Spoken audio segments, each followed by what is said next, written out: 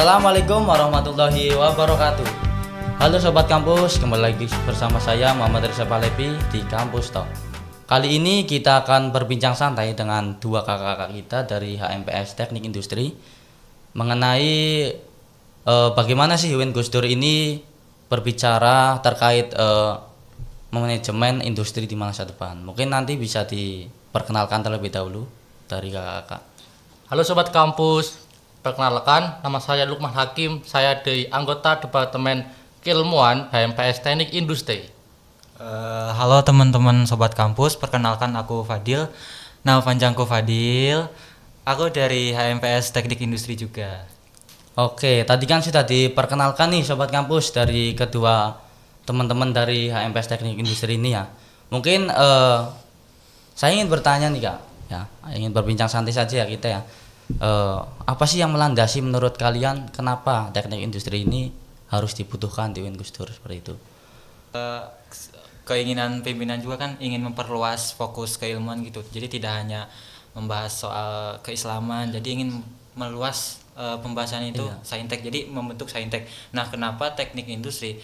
Karena seperti yang kita tahu di Jawa Tengah khususnya Batang dan Pekalongan sekitarnya itu sentralisasi industri yang diinisiasi dimulai dari kabinet masa Pak Jokowi itu.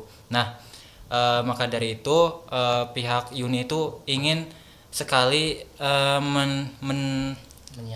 menyiapkan lulusan-lulusan yang siap bersaing, siap memberi kontribusi untuk tercapainya cita-cita industrialisasi ini. Oke, berarti kalau dapat disimpulkan itu mungkin menurut dari kalian berdua ini kayak semisal harus adanya teknik industri di UIN Gus Dur ini sebagai kebutuhan ya di zaman sekarang ya. Iya betul. Nah, kalian kan berdua dari HMPS nih. Nah, menurut kalian itu kayak pengembangan dirinya di HMPS atau pengembangan keilmuannya itu gimana? Kalian sebagai pelaku di HMPS-nya seperti itu. Kalau di kita sih di HMPS udah lumayan baik karena kita juga diajari tentang bagaimana manajemen waktu, kemudian bagaimana cara agar kita bisa bertanggung jawab dengan tupoksi kita masing-masing seperti itu, Mas. Kalau menurut pandangan aku itu HMPS pertama ini lebih fokus bagaimana kita membangun dasarnya dulu, bagaimana kita membangun lingkungannya terlebih dahulu. Jadi kita itu tidak mau memberatkan satu sama lainnya gitu. Jadi kita di sini tuh belajar. Jadi meskipun ada salah itu kita menjadikan ini sebagai suatu pelajaran gitu. Jadi tidak memberatkan semua. Oke, ini kan HMPS periode pertama ya. Pertama betul. Nah, kayak periode pertama itu kan pastinya banyak tantangan nih dari teman-teman itu menyelesaikannya itu gimana? Misal kayak tentunya kan kayak periode pertama ini kayak gimana ya, kayak sumbek gitulah ya. Kayak belum ada gambaran loh periode dulunya itu. Nah, gimana sih cara kalian mensterilkan kayak dari prodi dengan HMPS itu gimana? Kayak misal apa ya kegiatannya itu supaya terstruktur gitu loh, tidak melenceng dari prodi seperti itu. Mungkin kalau dari saya di HMPS Teknik itu kan ada kontribusi dari dosen ya. Jadi nanti di beberapa program kerja maupun dari agenda itu akan melibatkan dosen sehingga dosen itu bisa ikut ke dalam agenda ataupun program kerja tersebut gitu. Sehingga nantinya mahasiswa juga nggak males-malesan buat ikut kegiatan tersebut sih Kak. Kalau dari saya. Saya juga setuju dengan Mas Lukman bahwasannya tantangan kita itu sebagai pondasi, jadi sebagai generasi pertama itu tidak adanya namanya tuh senioritas gitu. Jadi tidak ada yang membuat kita dipaksa gitu. Ya, jadi kita itu kayak ya udahlah seumuran mengentengkan gitu. Iya. Makanya kita perlu bimbingan dari kaprodi, dosen dan sebagainya. Berarti selama ini juga ada turut andil ya dari kaprodi dan juga dosen-dosen yang lain ya. Ada. Nah, kalau di teknik industri sendiri itu kayak kurikulum perkuliahannya itu bagaimana? Apakah sama dengan prodi-prodi yang lain? Karena kan melihat dari situasi kan ini juga prodi baru ya, seperti itu. Mungkin bisa dijelaskan kayak dari teman-teman kayak perkuliahannya gitu. Untuk kurikulum di teknik industri itu kita menggunakan kurikulum OBE ya teman-teman. Dan itu ada 4 tingkatan, ya tingkatan kayak segitiga piramid gitu teman-teman. Ada 1 2 3 4. Yang keempat itu ada yang namanya basic science. Kita nanti akan belajar tentang ilmu-ilmu dasar mengenai sains seperti matematika, kemudian ada fisika, kimia, kalkulus, dan teman-teman yang lainnya lah pastinya.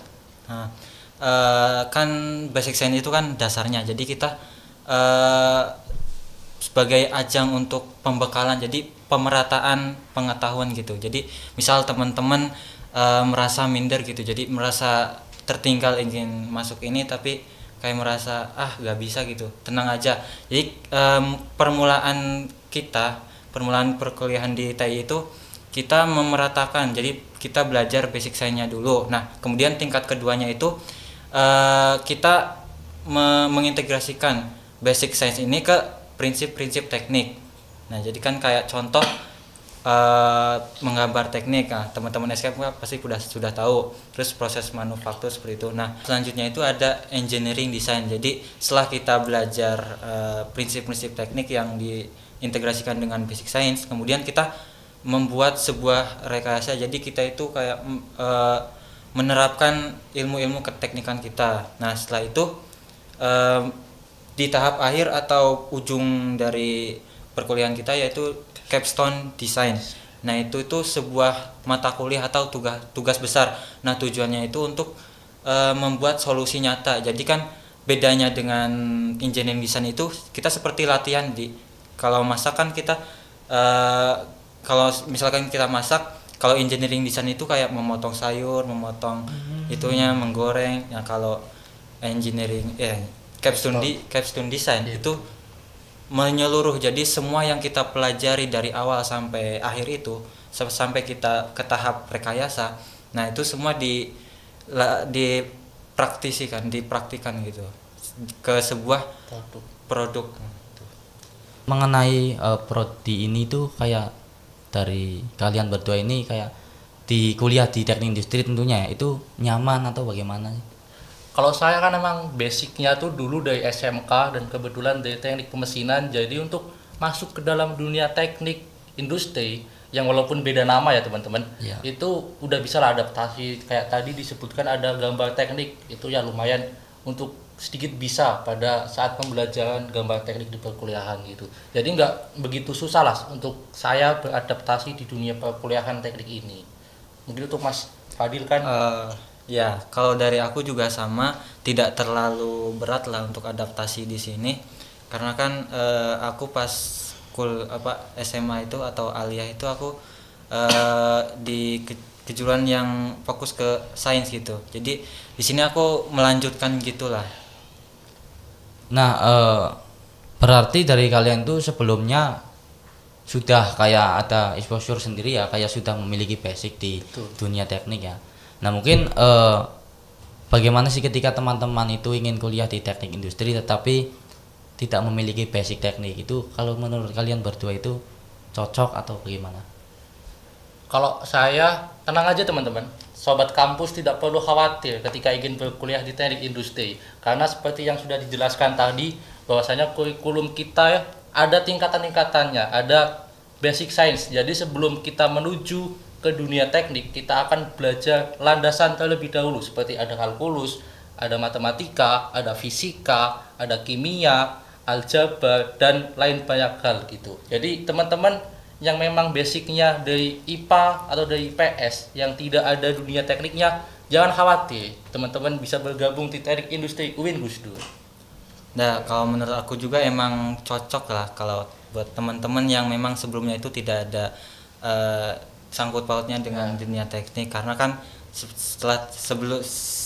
sebelum yang tadi saya sampaikan tuh bahwasannya kita ada pemerataan gitu. Jadi seperti konsepnya itu kayak TPB di ITB. Jadi kita awalnya itu pemerataan. Nah, setelah itu baru kita fokus gitu ke dunia tekniknya.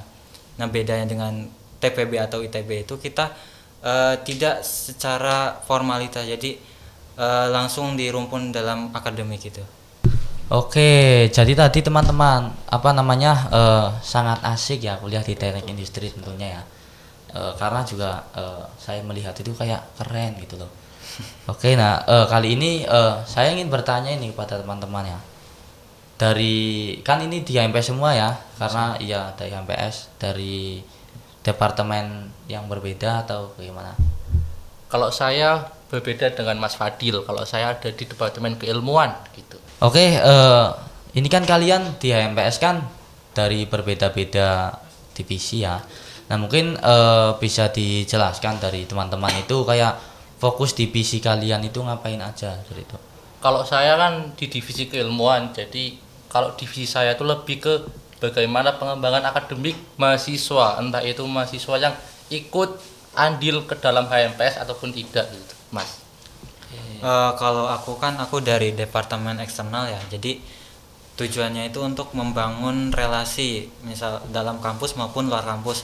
Nah ini kan pondasi penting bagi kita sebagai HMPS baru nih, jadi menurut aku ini sangat krusial lah bagi aku. Nah salah satu proker yang sangat besar itu yaitu studi banding. Nah itu kan menjalin satu relasi lah yang sudah yang sebelumnya itu HMPS sudah terbangun gitu. Jadi kita belajar dari sana, kemudian kita aplikasi di HMPS kita.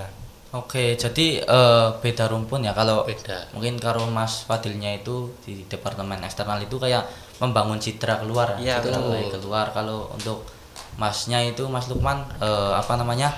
Ini ranah untuk mahasiswanya ya, keilmuannya ya. Nah, itu ada nggak sih Mas kayak proker yang berdampak untuk mahasiswa baru nantinya itu? Ada dong. Apa itu boleh saja? Kalau dari keilmuan teman-teman, ini yang ikut HMPS, kalau bisa lihat ini didengerin dengan telinga yang baik-baik ya. Di Departemen Keilmuan akan ada IFS. Nanti di situ akan ada seminar besar-besaran. Kita akan mengundang insinyur, bismillah ya Allah. Yang dimana kita akan membahas tentang keteknikan gitu. Entah itu manajemen atau K3, manufaktur, dan Masih banyak lagi lah. Ya, tentunya Ditungguin aja. Ya tentu juga banyak lomba-lomba yang Ya. bisa teman-teman ikuti gitu. Oke. Nah, dari HMPS Teknik Industri ini kayak ada nggak sih pengembangan kayak minat bakat mahasiswa yang ada di teknik industri itu ada nggak kayak dari proker di HMPS-nya? Ada Mas, itu kebetulan di divisi saya, divisi keilmuan, itu ada plot-plot mahasiswa untuk bisa mengisi apa ya, minat bakat mahasiswa itu sendiri gitu. Ada yang dari sport, kemudian ada olahraga, ada yang dari gaming, Ya, betul. dan lain banyak. Dan alhamdulillah kemarin salah satu mahasiswa teknik industri itu mendapatkan juara 1 Mas Fadil, Tingkat nasional. tingkat nasional. Dia mengikuti lomba karate di UIN Wali Songo. Ya, UIN Wali Songo Semarang. Gitu, Nah, Mas. HMPS ini juga bisa menjadi wadah bagi teman-teman maba semuanya, karena kan kita di sini HMPS itu saling bahu membahu. Jadi untuk teman-teman maba semuanya untuk diketahui bahwa HMPS ini juga bisa menjadi wadah bagi teman-teman semuanya untuk mencari tahu, mencari ide, mencari mengolah kemauan kita tuh. Jadi teknik industri HMPS TI ini bisa menjadi wadah untuk teman-teman semuanya berkembang, menentukan ide kedepannya untuk teman-teman. Dijelaskan bahwasannya kan ada wadah pengembangan ya untuk mahasiswa, baik mahasiswa lama maupun baru ya. Nah itu kayak misal ada goals nggak sih yang dari HMPS Teknik Industri ini dicapai dari hal itu? Kayak misalkan berarti lewatnya itu penjaringan atau bagaimana? Kayak mengumpulkan mahasiswa-mahasiswa itu yang apa namanya sesuai di bidangnya seperti itu. Ya betul, itu lewatnya penjaringan. Jadi nanti mahasiswa itu diharapkan untuk bisa mengisi Google Form gitu Mas, yang berisi minat bakatnya itu apa, kemudian kalau ada prestasi yang sudah dicapai sebelum kuliah bisa dicantumkan sehingga itu bisa di-up lah di media sosial kami. Nah nantinya ketika data sudah terkumpul, maka dari tim keilmuan dan tim Kominfo itu akan mencari seperti pelatihan, workshop, seminar maupun lomba-lomba yang terkait dengan minat bakat mahasiswa, dan akan mengalokasikan mahasiswa untuk mengikuti seminar atau lomba-lomba tersebut gitu Mas. Oke. Dari Masnya nih. Di HMPS juga khususnya di departemen eksternal itu ada yang namanya apa sih namanya itu? Yang kemarin itu apa? wadah aspirasi mahasiswa. Nah itu tujuannya itu untuk semua benak di teman-teman maba atau teman-teman TI semuanya itu bisa tersampaikan. Jadi departemen eksternal itu membuka aspirasi. Nah ini tuh sebuah apa sih namanya, bukan proker, agenda dari HMPS. Tujuannya itu untuk menjaring atau menjadi wadah aspirasi bagi teman-teman semuanya. Oke nih teman-teman, kan teknik industri ini kan termasuk prodi yang baru ya. Iya. Nah, mungkin bisa dijelaskan keunggulannya dari prodi ini dengan prodi teknik industri di kampus lain itu. Keunggulan dari kita Iya.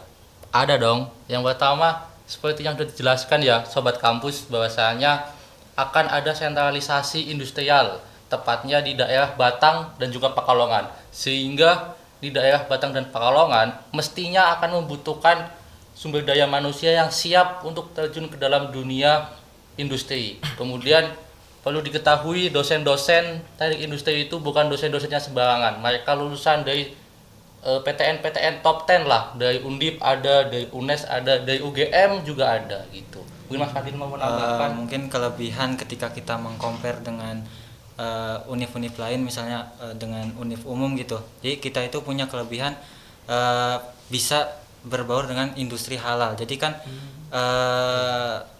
yang saya teliti itu bahwasannya industri halal itu sudah awareness. Jadi tingkat awarenessnya itu tinggi. Jadi konsumen, praktisi industri. Nah, jadi ini menjadi sebuah peluang ya. Iya. Peluang bagi kita yang sebenarnya belajar harmonisasi. Jadi mengintegrasikan bagaimana rumpun teknik dengan agama. Nah, itu juga kelebihannya.